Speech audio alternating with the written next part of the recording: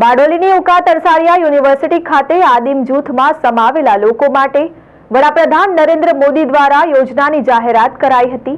24,000 કરોડ રૂપિયાની યોજનાઓ માટે ફાળવણી કરવામાં આવશે।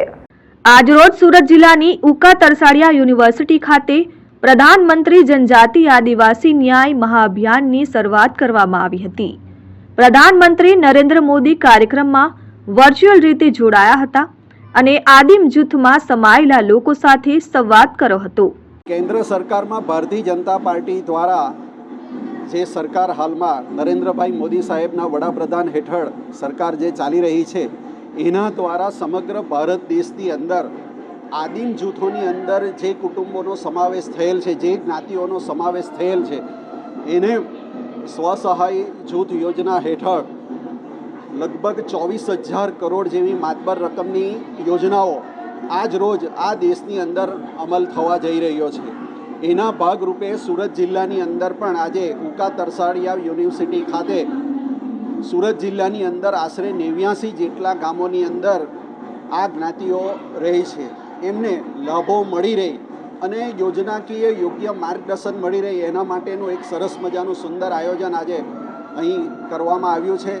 કાર્યક્રમમાં ભાજપના પ્રદેશ અધ્યક્ષ સી.આર. પાટીલ તેમજ રાજ્યના ગૃહમંત્રી હર્ષ સંઘવી પણ ઉપસ્થિત રહેવાના હતા, પરંતુ કોઈ કાર્યક્રમની વ્યવસ્થાના કારણે ગેરહાજર રહ્યા હતા। સરકાર દ્વારા આદિમ જૂથની અલગ અલગ યોજનાઓ માટે કુલ 24,000 કરોડ રૂપિયાની ફાળવણી કરવામાં આવી છે, ત્યારે આદિમ જૂથમાં સમાવાયેલા લોકો માટે આ યોજનાઓ મહત્વની સાબિત થશે। તેમજ કાર્યક્રમમાં આદિવાસી વિદ્યાર્થીનીઓ દ્વારા સરસ સાંસ્કૃતિક કાર્યક્રમ રજૂ કરવામાં આવ્યા હતા।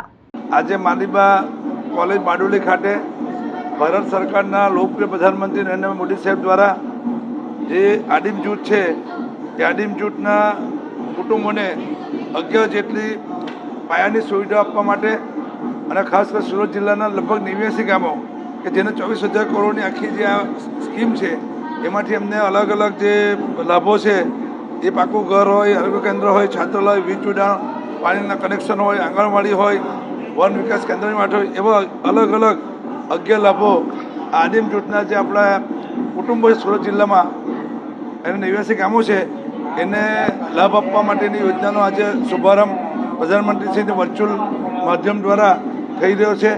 આ કાર્યક્રમમાં મોટી સંખ્યામાં આદિવાસી અને આદિમ જૂથના ભાઈ બહેનો પણ હાજર રહ્યા છે। Bureau report, RN news, Bardoli.